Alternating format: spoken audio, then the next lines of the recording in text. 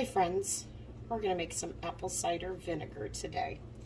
So what you need is some filtered water. I'm using a gallon jar. Today I'm going to use honey instead of sugar. This is a local honey that I'm using.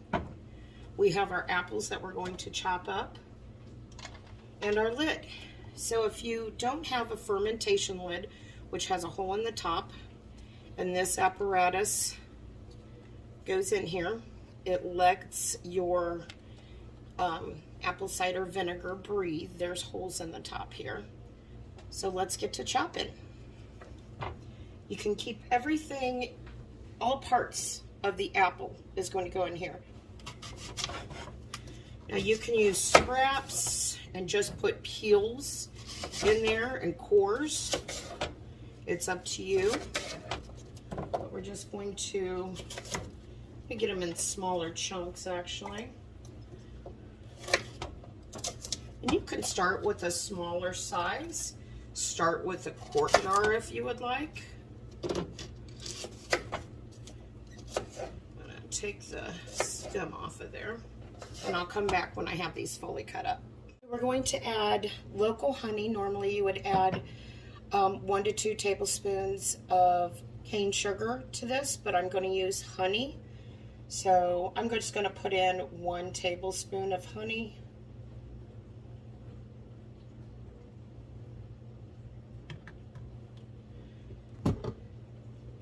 I'm going to put the lid on this to shake it up. This was been warm water. You can use cold water. I purposely used warm water just so I could get that honey mixed in very easily.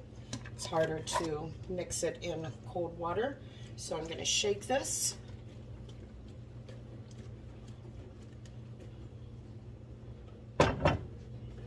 So you want to make sure all your apples are submerged under water.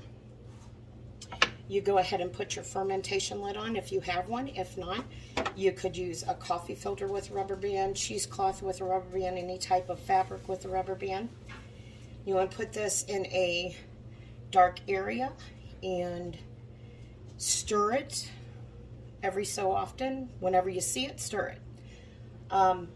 This is going to be on my counter, so I'm going to be able to see every day if the apples in here are submerged in water. You could use a weight, fermentation weight, to keep them underwater, but it's going to be in my plain view out of sunlight in a dark area to where I can manage that and make sure that there's no growth or bacteria, mold, or anything on there. But that is something you have to be mindful for. So I am going to put this lid on.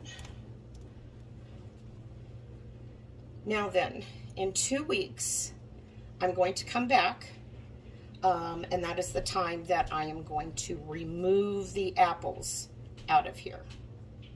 I'm going to put that same fermentation lid back on. You'll just have the liquid, and you're just going to let it sit and ferment for another 2 to 4 weeks. You may see a SCOBY on here, which is the mother, is what you want.